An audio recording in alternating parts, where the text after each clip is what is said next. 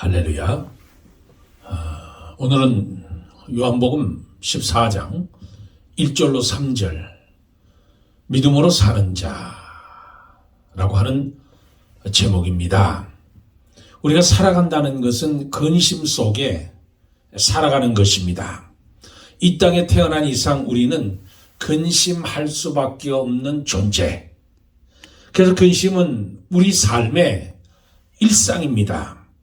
눈을 뜨면서부터 눈을 감을 때까지 근심하며 살아가는 것이 인간입니다. 오늘 본문의 말씀 보면 예수님께서 십자가에 죽으시기 전날 밤에 제자들에게 주신 말씀이에요. 그래서 이 말씀 다락방 강화라고 하는 제목이 붙어져 있습니다. 다락방에서 성찬 예식을 다 마친 뒤에 그들에게 주신 말씀을 기록하고 있습니다. 내일이면 예수님은 붙잡히고 재판을 받고 십자가에 죽으실 것이라는 겁니다. 그런 가장 절박한 순간, 긴박한 순간에 주신 말씀이에요. 근심하지 말라, 마음에 근심하지 말라는 거예요. 하나님을 믿으니 또 나를 믿으라. 예수님께서 결정적인 순간 제자들을 생각하셨다는 겁니다. 지금 예수님은 죽음을 앞두고 누구에게 위로와 격려를 하시냐면 당장 내 발에 불이 떨어졌는데도 불구하고 예수님은 그 제자들을 생각하셨다는 거예요. 그 제자들을 위로하신다는 거예요.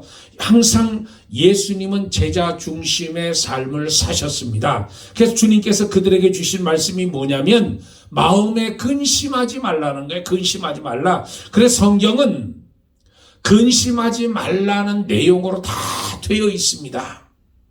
근심하지 말라고 하는 이 단어는 타라소라고 하는 단어인데, 이 타라소라고 하는 이 단어의 뜻이 뭐냐면 이 물이 있는 것을 이 막대기로 씻어젓는다는 거예요. 막대기로 씻어졌다. 그러니까 이 물통에 있는 물을 막대기로 막 이렇게 흔들면 어떻게 돼요? 위에는 소용돌이가 일어나고 밑에 있는 찌꺼기들이 위로 올라오는 거예요. 그 위로 올라가고 뒤집어지고. 그러니까 너희는 타라소 하지 말라는 거예요. 타라소. 마음이 뒤집히지 말라는 거예요. 마음에 소용돌이 치지 말라는 거예요. 너희는 분노하지 말라는 거예요. 너희는 자기를 잃어버리지 말라는 거예요. 자기를 잃어버리지 말고 동요하지 말고 이런 여러 가지 의미의 뜻이 있는 거예요. 뒤집어지지 말라는 거예요. 뒤집어지지 말라. 타라소. 우리가 어떤 사건을 만나게 되면 속이 뒤집어집니다. 아귀하게 돼요. 마음이 요동치게 돼요. 밑바닥에 있는 것이 막 끌어올립니다. 마귀는 우리에게 타라소 하라는 거예요. 타라소. 화를 내고 뒤집어지고 소용돌이 치고. 그러니까 마귀는 우리에게 그런 타라소를 하라고 하지만 하나님은, 예수님은 우리에게 근심하지 말라, 조용하라는 거예요. 잠잠하라는 거예요. 잠잠하라. 뒤집어지지 말고 화내지 말고 확 뒤집어지지 말라는 거예요. 동요되지 말고 마음이 뒤집어지지 않도록 너무 원망하지 말고 평안함을 잃지 말라는 거. 내 마음을 다스리라는 것. 그것을 예수님이 말씀하고 계시는 거예요. 예수님께서 제자들과 함께 배를 타고 가시는데 예수님은 배 위에서 주무셨습니다. 자는 척하는 것이 아니라 주무셨다는 거예요. 완전하게 주무셨다는 거예요. 배가 요동을 쳐도 예수님은 주무셨다는 거예요. 이제 배가 요동하면서 그 배에 물이 들어와서 배가 침몰하게 될 때까지도 예수님은 고요하게 주무셨다는 거죠. 고요하게 주무셨다는 거잖아요. 그 제자들이 죽게 됐으니까 예수님은 흔들어 깨우는 거예요. 마가복음 4장 40절에 이에 제자들에게 이르시되 어찌하여 이렇게 무서워하느냐 너희가 어찌 믿음이 없느냐. 예수님은 왜 무서워하냐는 거예요. 왜 무서워하느냐. 그러면서 왜 믿음이 없느냐. 그래 믿음이 있으면 두려워하지 않게 되는 거예요. 믿음이 있으면 근심하지 않는다는 얘기예요. 그러니까 근심하느냐 안 하느냐 어떻게 차이가 나냐면 믿음이 있느냐 믿음이 없느냐 그것 따라서 내가 근심하느냐 염려하느냐 아니면 고요하냐 평안함을 갖느냐 그것이 바로 믿음에 달려있다는 게 믿음이 떨어지면 근심이 우리 가운데 들어오는 거예요. 내가 믿음이 있으면 근심이 우리 가운데 들어오지 못한다는 거예요. 믿음과 근심은 극과 극입니다. 예수 믿는 사람들은 근심이 없는 사람, 근심을 할 수가 없는 사람들이에요. 우리가 근심하는 것은, 우리가 염려하는 것은 왜 염려하냐면 믿음이 없기 때문에 염려하는 거예요. 믿음이 없기 때문에. 예수님 제자들이 3년을 따라다녔습니다. 3년을. 메시아라고 하면서 따라다니고 뭔가 생기는 것이 있으니까 예수님을 따라다녀. 그러니까 예수님은 모든 것을 다 해결해 주셨어요. 제자들에게 먹을 거, 입을 거, 잠자는 문제, 질병의 문제, 모든 문제들을 다 해결. 그러니까 예수님 따라다니는 제자들은 3년 동안 예수님이 다 해주셨어요. 그러니까 제자들에게는 평안함만 있는 거예요. 평안함만. 근심이 없는 거예요. 왜? 예수님만 따라다니면 예수님이 다 해결해 주시니까. 그런데 그 다 해결해 주셨던 그 예수님이 갑자기 떠나신다는 거예요. 십자가에서 죽어주신다는 거예요. 그러니까 그 순간 제자들이 두려워하고 떨게 되고 근심하게 됐다는 거예요. 그러니까 예수님이 근심하지 말라는 거잖아요. 예수님이 십자가에 잡혀서 죽게 되었다는데 근심이 찾아왔는데도 불구하고 예수님이 제자들에게 너희는 마음에 근심하지 말라. 하나님을 믿으니 또 나를 믿으라. 내 아버지 집에 거할 곳이 많도다. 거처를 내가 만들어 가노라. 만들러 간다고 말씀하시는 거예요. 그러면 오늘 우리가 어떻게 근심을 이길 수 있느냐. 첫째, 하나님을 믿어야 돼요. 하나님을 믿어야 되는데 우리가 믿는 하나님이 어떤 하나님이냐. 전능하신 하나님, 거룩하신 하나님, 완전하신 하나님을 우리가 믿는 거예요. 전능하신 하나님, 거룩하신 하나님, 완전하신 하나님. 그러면 우리에게 평안이 찾아온다는 거, 우리에게 고요함이 찾아온다는 말씀이에요. 1절에 보면 너희는 마음에 근심하지 말라. 하나님을 믿으니 또 나를 믿으라는 거예요. 하나님을 믿, 전능하신, 거룩하신, 완전하신 하나님, 그 하나님을 믿으라는 거예요. 그러면 우리 인간이 왜 근심하게 되냐면 우리 인간은 소멸을 아는 존재들입니다. 여러분 지구상에 있는 생명체 가운데 소멸된다는 것을 인식하는 그 생명은 인간밖에 없는 거예요. 인간은 소멸한다는 존재라는 걸 알기 때문에 근심은. 근데 이 소멸한다는 것이 어린 아이들도 알아요.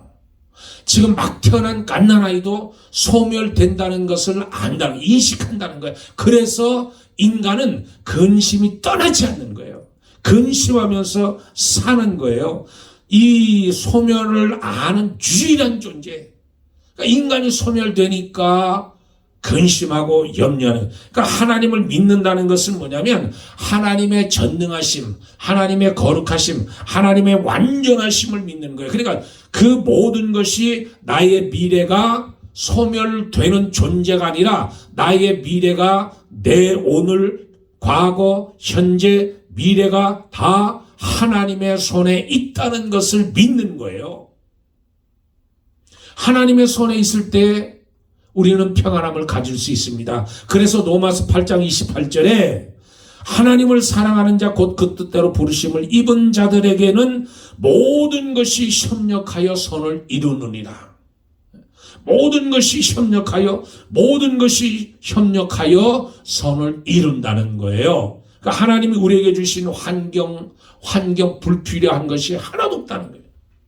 때로는 힘들고, 때로는 문제가 있고, 때로는 내가 불 가운데 지나고, 때로는 물 가운데 지난다 할지라도 그 모든 것이 다 내가 유익하기 때문에 하나님이 그런 길들을 우리에게 허락해 주신다는 거예요.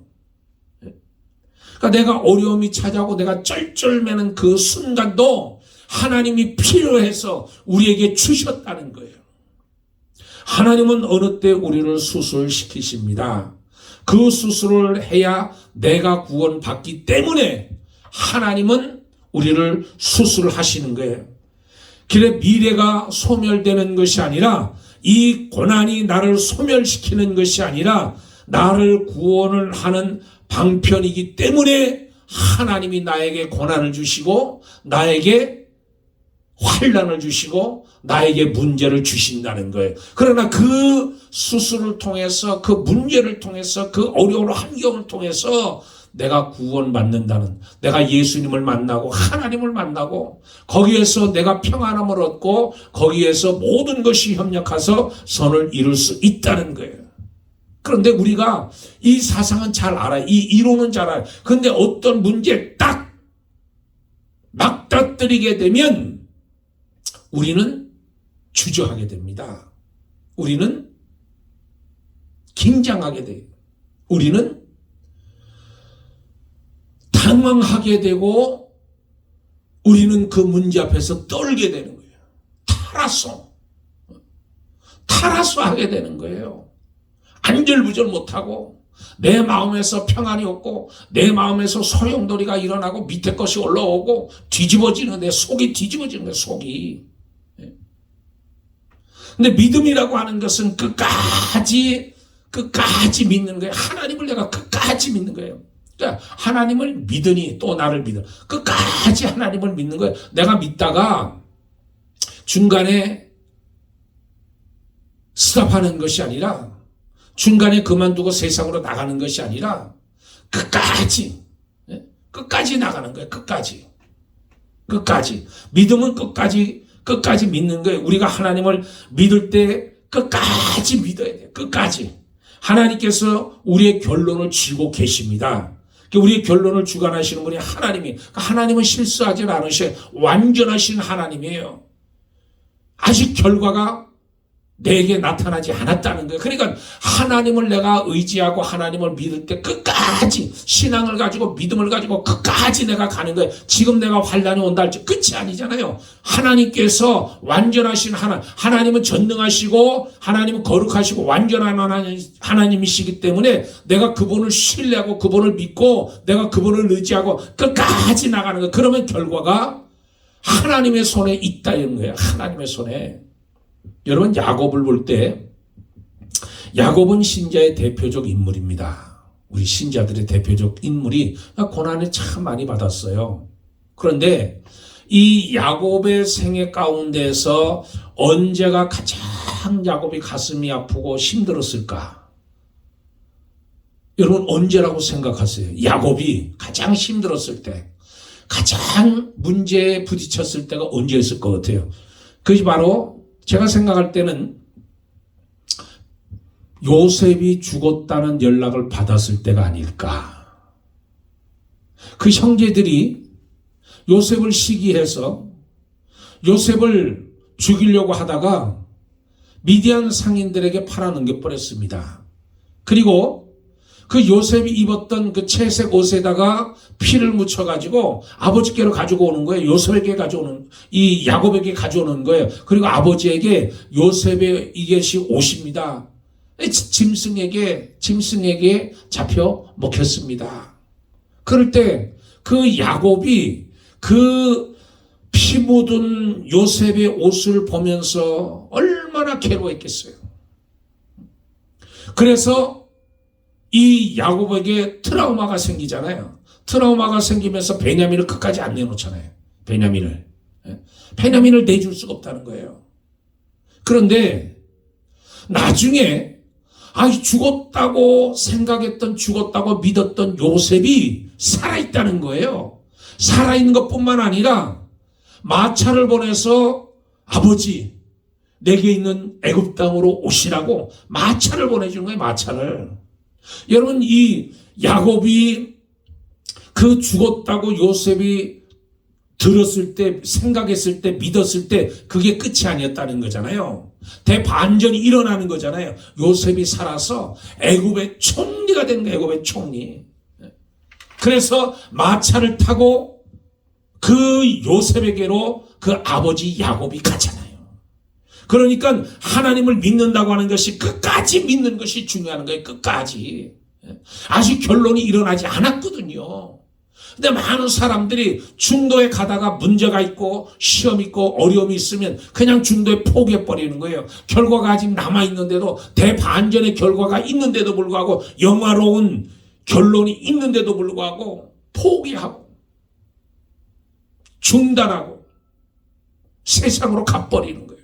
그러니까 저 여러분은 하나님을 믿는다고 하는 것은 끝까지 믿는 거예요. 포기하지 않고, 우리가 믿음 생활한다고 해서 흔들리지만 끝까지 가봐야 되는 거예요. 결론까지 가봐야 돼요. 결론까지. 지금 결판은 내는 것이 아닙니다. 이 사건으로 결판은 내는 것이 아니라 끝까지 가볼 때 하나님의 결론을 쥐고 계신 거예요. 두 번째로는 왜 우리가 근심하지 말라고 하냐면 예수님을 믿는 겁니다. 예수님을. 그래서 2절 3절에 내 아버지 집에 거할 곳이 많도다. 그렇지 않으면 너에게 일렀으리라. 내가 너희를 위하여 거처를 예비하러 가노니 가서 너희를 위하여 거처를 예비하면 내가 다시 와서 내게로 영접하면 나 있는 곳에 너희도 있게 하리라. 아버지를 믿으니 또 나를 믿으라. 그리고 예수님을 믿을 때 우리가 어떻게 예수님을 믿냐면 우리와 영원히 거하시기 위해서 오시는 분이라는 것을 우리가 믿어야 되는 거예요. 예수님이 이 땅에 오신 목적이 뭐냐면 내가 이 땅에 온 목적은 하나라는 거예요. 너희와 함께 하기 위해서. 그러니까 나는 너희를 떠나지 아니하리라는 거예요. 나는 너희를 떠나지 아니하고 너희와 영원히 함께 산다는 거예요. 나는 절대로 너희를 떠나지 않을 것이다. 그렇게 하기 위해서 내가 이 땅에 왔노라는 거예요. 우리가 살아가면서 모든 것에 이별이 있습니다. 이별이. 그래서 아픔이 있고 그래서 슬픔이 있는 거예요. 지금은 나를 여기까지 부모님이 오게 하셨는데 부모님이 떠나가셨잖아요. 계신 분도 있지만 떠나가신 분도 있잖아요. 떠나간다는 거예요. 헤어진다는 거예요.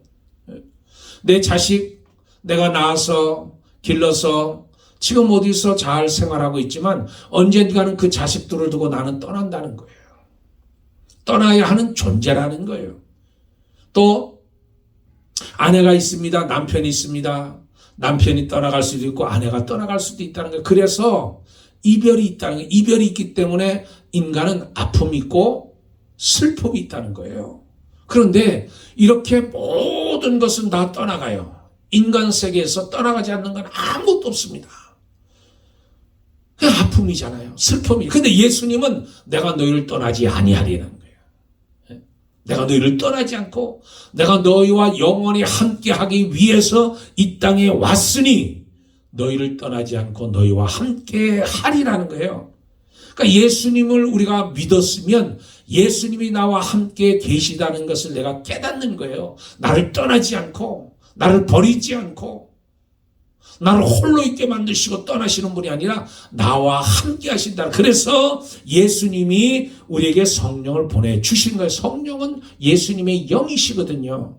그분이 육체로는 안 계시지만 영으로 우리와 함께 계셔서 나와 동행해 주시고 나와 함께 해 주시고 나를 인도해 주신다는 거예요. 내가 영원히 너를 떠나지 아니하리라.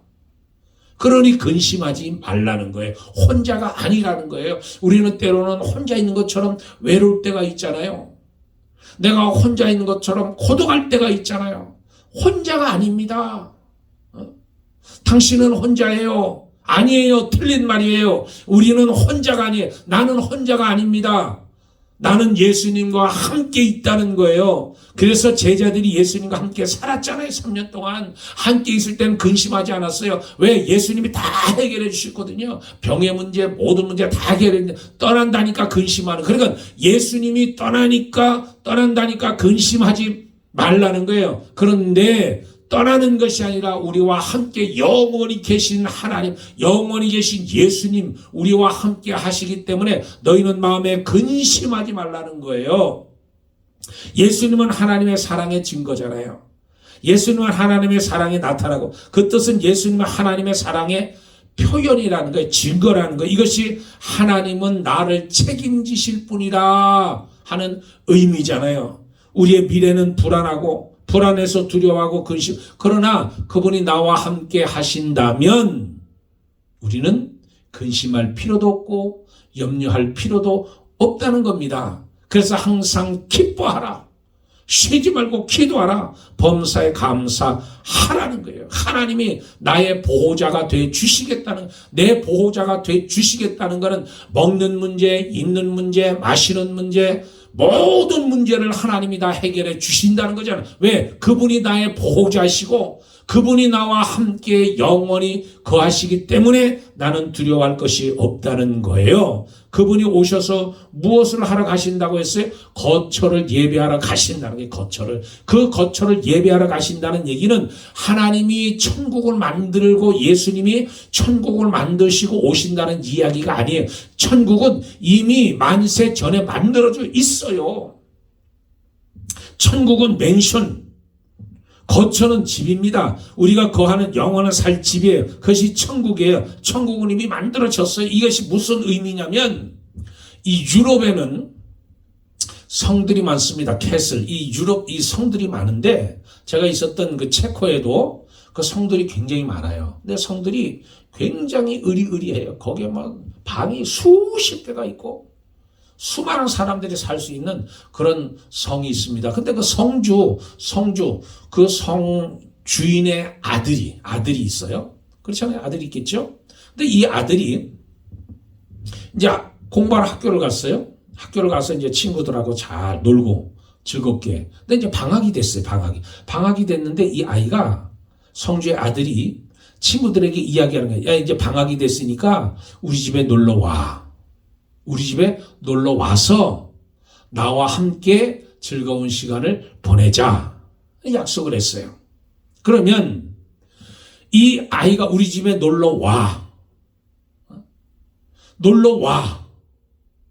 이 놀러 와 이야기하고 그때부터 방을 준비하고 방을 만든다는 얘기가 아니에요. 방은 이미 다 있어요. 그리고 숨주들 하인, 수중들 하인들도 다 있어요. 그럼 이 아이가 무엇을 얘기하냐면 함께 지내자. 이 말이 뭐냐면 이제 내가 아버지에게 가서 허락만 맡으면 되는 거잖아요. 방도 준비되어 있고 일할 사람들도 준비되어 있고 먹을 것도 다 준비되어 있고, 근데 하나, 아버지에게 허락을 받아야 그 아이들이 그 성에 들어가서 함께 즐겁게 놀 수 있다는 거예요. 자, 내가 거처를 예배하러 간다는 이 말씀이 바로 이 의미입니다. 거처는 집을 의미하는 거예요. 집이 없어서 우리가 불안하다는 거예요. 하나님 계획은 집을 우리에게 주시는 거예요. 그래서 창세기 2장 1절 2절에 천지와 만물이 다 이루느니라. 하나님이 그가 하시던 일을 일곱째 날에 마치시니 그가 하시던 모든 일을 그치고 일곱째 날에 안식하니라. 하나님께서 하늘을 만드시고 하나님께서 땅을 만드시고 하나님께서 해와 달과 별을 다 만드시고 바다를 만드시고 식물을 만드시고 동물을 만드시고 인간을 만드셨어요. 인간을 만드시고 그리고 일곱째 날 안식하셨습니다. 안식했다는 것은 하나님이 피곤해서 쉬셨다는 이야기가 아니라 그 창조한 만물을 하나님이 거처로 삼으셨다는 말씀이에요. 그 거처로. 하나님의 가치는 어떤 것이냐면 모든 만물이 하나님을 인정하고 하나님께 순종하고 하나님께 항복하고 하나님께 경배하는 그 상태가 바로 하나님이 창조의 목적이었다는 거예요. 하나님 안식의 세계라는 것, 하나님의 거처라는 것은 만물들이 하나님께 완전히 하나가 돼서 안식하는 곳, 그것이 거처라는 겁니다. 아담이 거처가 어디 있었어요? 아담의 거처는 하나님께서 그 중에서 에덴을 창설하시고 그 에덴에 아담을 두셨다는 거예요. 하와를 두셨다는 거예요. 하나님 품에 두셨다는 거잖아요. 바로 그것이 에덴이잖아요. 그래 하나님이 거처로 삼으시고 우리는 하나님 앞에 굴복하고 순종하는 거처로 삼는 곳, 하나님의 창조의 목적. 거기가 바로 하나님께서 예비하신 거처라는 거예요. 근데 인간이 원래 근심할 필요가 없는데, 근심할 존재로 만들어진 것이 아니라 아담과 하와가 범죄함으로 인해서 기쁨이 있던 곳, 에덴이 기쁨이란 뜻이에요. 행복이 있던 곳, 기쁨만 있던 곳, 그것이 죄가 들어오면서 타락하게 되고 하나님께서 에덴에서 아담과 하와를 쫓아내는 거예요. 이제 내가 하나님처럼 됐다는 그 교만함, 하나님 없이도 살 수 있다는 거, 그러면 이 에덴에서 나가서 내 마음대로, 내 뜻대로, 네 멋대로 한번 살아봐 하고서 에덴에서 쫓아내시잖아요. 그러면서 인간은 근심하게 되고 불행이 찾아오게 되고 죽음이 들어오게 되었다는 겁니다. 거처를 잃어버렸어요. 거처를.